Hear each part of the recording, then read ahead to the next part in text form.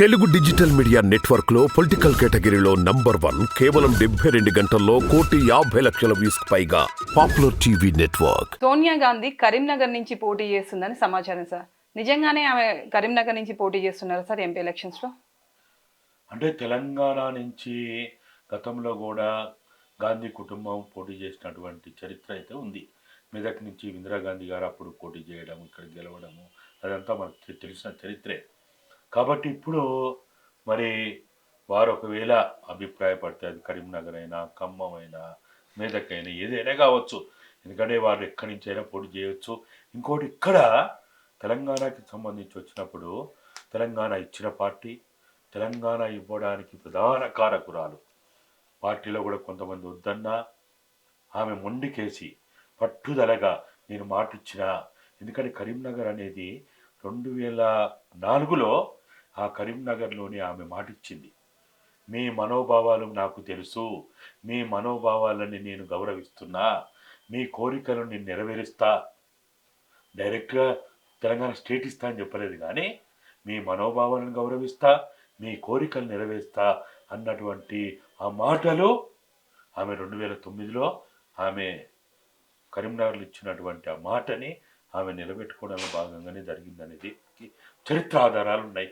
కాబట్టి ఎక్కడి నుంచి అయితే, ఏ గడ్డ నుంచి అయితే ఆమె తెలంగాణ ఇవ్వడానికి ఆమె ఒక ప్రతిజ్ఞ పూనిందో,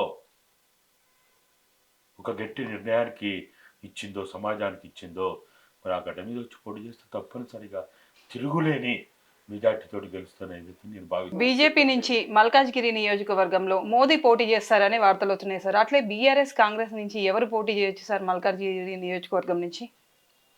అంటే మరి మోడీ గారు ఇక్కడి నుంచి పోటీ చేసే అవకాశం ఇంకైతే సరే, వాళ్ళ బయట పత్రికల్లో మనం చూస్తూ ఉన్నాం. మరొకవేళ వాళ్ళు అది మల్కాజ్గిరి అయినా, మహబూబ్ నగర్ అయినా, లేకపోతే ఇంకా ఇప్పుడు ఆ ప్రధానమంత్రి స్థాయిలో ఉన్నోళ్ళు, లేకపోతే జాతీయ స్థాయి పార్టీలో ప్రముఖ పాత్ర పోషిస్తున్నటువంటి వాళ్ళు ఈ దేశంలో ఎక్కడి నుంచి అయినా పోటీ చేసినా, మరీ ముఖ్యంగా ఇక్కడ మల్కాజ్గిరి అంటే ఏమో కానీ మహబూబ్ నగర్లో అయితే వాళ్ళకి అవకాశం ఉందనేది అయితే అంటున్నారు.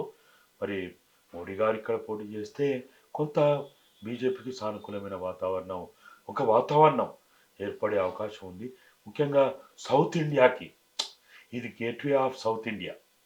తెలంగాణ అనేది, ముఖ్యంగా హైదరాబాద్ అనేది గేట్వే ఆఫ్ సౌత్ ఇండియా అనేది ఒక మనకి కనపడతా ఉంటుంది. కాబట్టి వాళ్ళు మరి బీజేపీకి ఒక పేరు అయితే ఉంది, ఒక రకమైన ప్రచారం అయితే ఉంది, అది నార్త్ ఇండియా పార్టీ అన్నట్టు.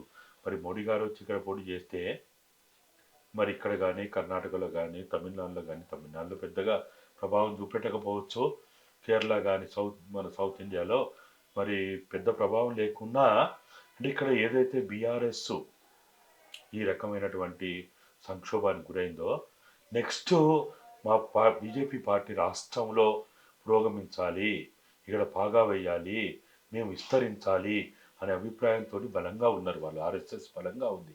కాబట్టి దాంట్లో భాగంగా మోడీ గారిని ఇక్కడికి తీసుకొస్తే ప్రస్తుత ప్రధానమంత్రి కాబోయే మళ్ళా ఎన్డీఏ కూటమి వస్తే మన వారే ప్రధానమంత్రి అయ్యే అవకాశం ఉంటుంది. కాబట్టి కనీసం 2 సంవత్సరాలైన వారే ప్రధానమంత్రిగా ఉంటారు. కాబట్టి కొంత బీజేపీకి ఇక్కడ వాళ్ళు పాగా వేయవచ్చు అనే అభిప్రాయం, వాళ్ళ ఆశ పడవచ్చు వాళ్ళు.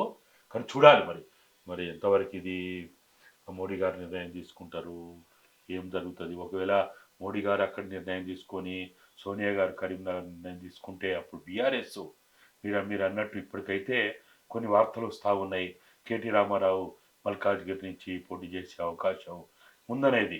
మరి చూడాలి, మరి కేటీ రామారావు మోడీ గారు పోటీ చేస్తారైతే చెయ్యరు, కేటీ రామారావు చేస్తున్నారైతే నేను అనుకోను. వారు ఇంకెక్కడి నుంచైనా ఒకవేళ పార్లమెంట్కే పోవాలని ఇంకా కేసీఆర్ ఆయన కూడా చెప్తున్నట్టు తెలుస్తుంది.